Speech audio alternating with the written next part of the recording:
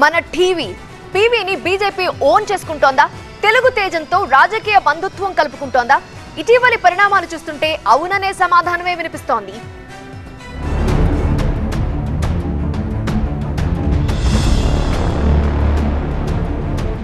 దివంగత ప్రధాని పివి నరసింహారావు పేరు మరోసారి ప్రముఖంగా వినిపిస్తోంది. పివి నరసింహారావు కుటుంబానికి బీజేపీ దగ్గరవుతుందన్న వార్తలు పొలిటికల్ సర్కిళ్లలో వినిపిస్తున్నాయి. రాత్రి రాజ్భవన్లో పివి కుటుంబ సభ్యులకు దేశ ప్రధాని నరేంద్ర మోదీ విందివ్వడం ఇందుకు మరింత బలాన్ని చేకూరుస్తోంది. కాంగ్రెస్ కు నచ్చని తెలుగు టీవీని బీజేపీ ఓన్ చేసుకునేందుకు ప్రయత్నిస్తోందన్న వార్తలొస్తున్నాయి. పీవీతో బీజేపీ రాజకీయ బంధుత్వం కోరుకుంటోందని, ప్రధాని విందు అందులో భాగమేనన్న చర్చ నడుస్తోంది. ఇటీవల పివి నరసింహారావుకు భారతరత్న ప్రకటించింది మోదీ ప్రభుత్వం.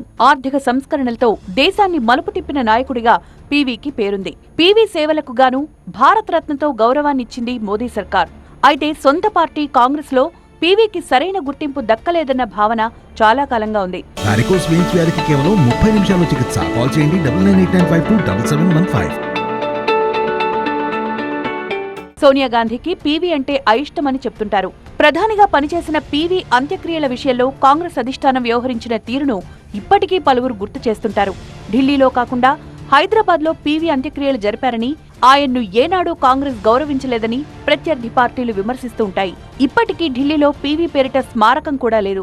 పీవీకి కాంగ్రెస్ లో సరైన మర్యాద దక్కలేదని వాదిస్తోన్న బీజేపీ ఆయన్ను ఓన్ చేసుకునే పనిలో పడింది. పీవీ కుటుంబీకులకు విందుతో మోదీ ఇచ్చిన సంకేతం ఇదేనన్న వాదన వినిపిస్తోంది.